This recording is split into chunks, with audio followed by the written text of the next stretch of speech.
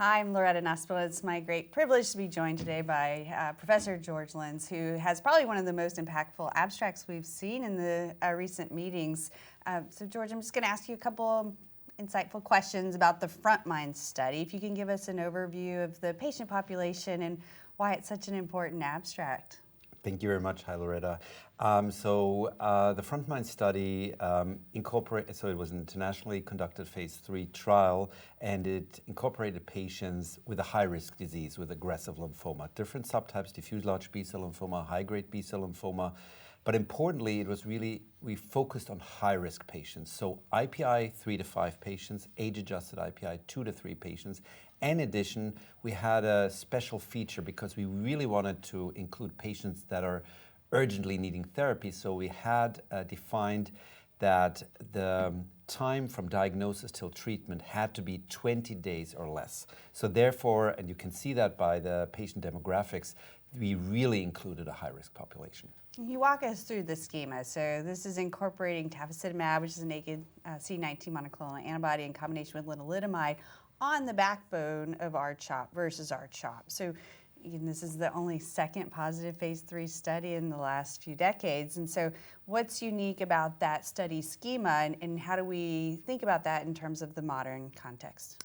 Exactly. I mean, we incorporated Tafa-LEN, which is approved obviously for relapse refractory or patients with relapse refractory disease. It incorporates tafasitamab, which we apply on day 1, 8, and 15. And we thought a lot about the lenalidomide dose, and we came up and thought we want to have a high dose. So we took 25 milligrams for 10 days compared to other studies which used lenalidomide with 10 milligrams for 14 days. And I think that's an important aspect. So that was added to our CHOP, 6 cycles. That was the scheme. And it stops at 6 cycles. It does not continue on Exactly. therapy. And then the control arm is just 6 cycles of R-CHOP. Exactly, yes. And you said international study and probably some regional variances in terms of supportive care, I might imagine. Can you explain kind of the efficacy, and then we'll talk a little bit about the safety of the study? Yes. So we almost had 300 sites from different countries, and we'll talk about, especially with the safety, I think we need to think about that. So starting with efficacy, so the primary endpoint was PFS. We saw a significant improvement in PFS, so there was a delta of 8.2% after 2 years in favor of Tafa-LEN-R-CHOP. So a clearly positive study, and I also think it's clinically meaningful. EFS, event-free survival, was also significantly better. When you look at overall survival, that's an interim analysis after roughly 3 years. So we'll do another analysis after 5 years. I would call it a trend towards an improved overall survival. There's a numerical increase of 4% for patients that have received Tafa-LEN-R-CHOP. So I clearly believe a positive study and important for our patients. And what about the safety? What did we learn about the 2 different approaches? So overall, when you look at all treatment emergent adverse events, they were the same. 98% of patients had one, or at least one. However, when you look at the more severe ones, it was more frequent in Tafa-LEN-R-CHOP. Also, the fatal events were higher in Tafa-LEN-R-CHOP, and these were predominantly infections, so predominantly COVID-19, because the study was conducted during the COVID-19 pandemic from May 2021 till March 2023. So people were not immunized, or not all of them. So that was more frequent in Tafa-LEN-R-CHOP treated patients. Also more sepsis, more pneumonia. However, I have to stress, and we'll talk about that in the future in more detail, we saw geographic differences where these events occurred. And I can imagine that there's probably differences in terms of how we support patients through. I mean, many years of experience with R-CHOP, and we know that cytopenias, and particularly neutropenia that can lead to infection, is not trivial. Exactly. So what are sort of some practical aspects that you might take away in terms of mitigating the risk of infection moving forward? That's a very good point. So I think when you use that novel regimen, I would strongly recommend to use GCSF support. I personally also would recommend to do give antibiotics, give cotrimoxazole, give acyclovir, and start early with an antibiotic if you see some signs of an infection. And we've spent probably the last 4 or 5 years sort of talking about when would you consider updating the R-CHOP backbone and including a novel therapy. And oftentimes that's driven by discussions about cell of origin or the underpinnings of the biology of the lymphoma that may help you choose.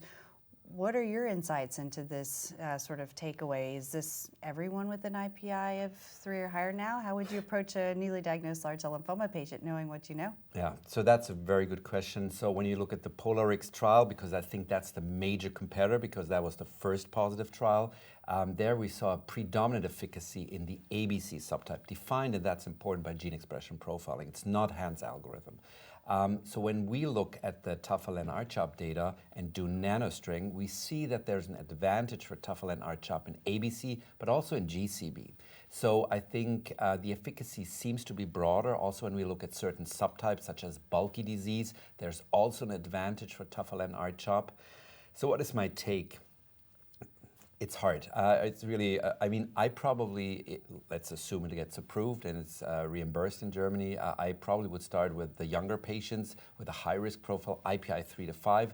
I would start with Tafa-LEN-R-CHOP and make more experience. I mean, obviously, I've treated many patients on the trial, and then I would take it from there. I think choosing your therapy based on Hans' algorithm, I think, is really difficult because we assume it's ABC, GCB, and we have to say the Pola-R-CHOP and also the Tafa-LEN-R-CHOP analyses, they're all unplanned subgroup analyses, which are frequently not powered to see differences, and we assume we can make judgments from that. So I would be cautious. I think I'm optimistic. If you can deal with the side effects well in your center, then I would say, if you look at all the subtypes, then I think there's broad activity with Tafa-LEN-R-CHOP, and that does not seem to be the case with Pola-R-CHOP.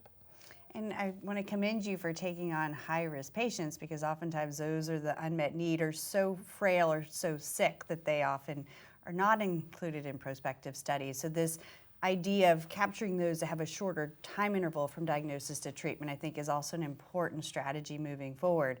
So again, really excited to see the results of this positive phase 3 study. Really excited to hear you talk about it for the next few years, presumably. And my last question to you is, how do we now look at prospective studies that are being designed today? What's the control arm? Wow, that's a very good question. I mean, as you know, we are waiting for several phase 3 studies. We're looking at Pola-R-CHOP plus Glofi. We're looking at R-CHOP plus EPCO. Then the Escalate study, R-CHOP plus acalabrutinib will read out. R-CHOP plus golcadomide is reading out eventually. So it's hard. I mean, I would assume if you would design and perform a study today in high-risk patients, and I completely agree, we should not include the IPI-2. I mean, Pola-R-CHOP had 40% of IPI-2 in the subgroup analysis. There was no advantage. So I would focus on the high-risk patients. And then I would say, yes, then probably we'll have to take Tafa-LEN-R-CHOP as the standard. Well, thank you. Sure appreciate your insights, and congratulations on conducting an important study. Great. Thank you very much.